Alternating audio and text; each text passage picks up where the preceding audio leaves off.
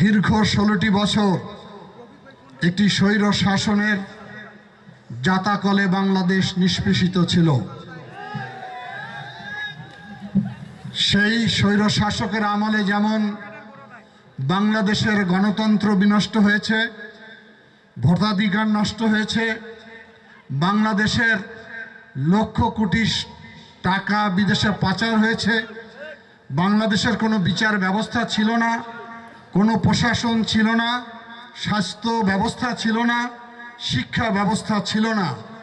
এক কথায় বলতে গেলে শেখ হাসিনা গোটা বাংলাদেশটাকে কুরে কুরে ধ্বংস স্তূপে পরিণত করে দিয়েছিল।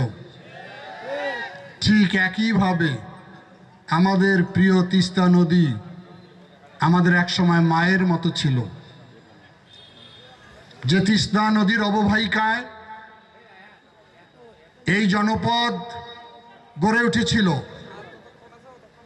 কৃষকের ঘরে ছিল গোলা ভরা ধান, পুকুর ভরা মাছ, গোয়াল ভরা গরু, মুখে ছিল ভাওয়াইয়া গান। সেই তিস্তা আজকে মরুভূমি, ধুধু বালু আর বালু।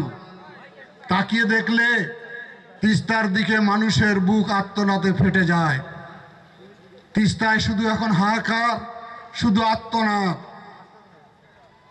আমি এজন্যই তুলনা করলাম, একটি যখন স্বৈরশাসক রাষ্ট্র ক্ষমতা থেকে বাংলাদেশের সকল কাঠামোকে যেমন ধ্বংস করে দিয়েছিল, তেমনিভাবে তিস্তা এখন আর আমাদের কাছে মায়ের মতো নয়।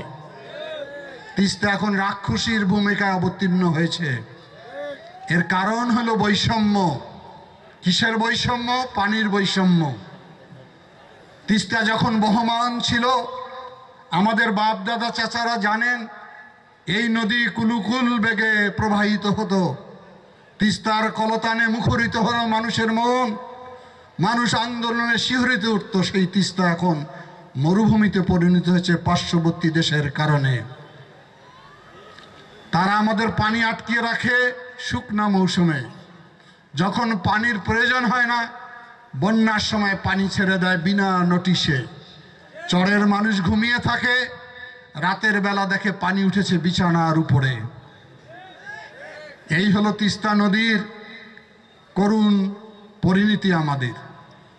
এই তিস্তা নদী শুধু আমাদের লালমনিরহাট জেলায় ক্ষতবিক্ষত করে নেই, আমাদের রংপুর বৃহত্তর জেলার 5টি জেলাকে ক্ষতবিক্ষত করেছে।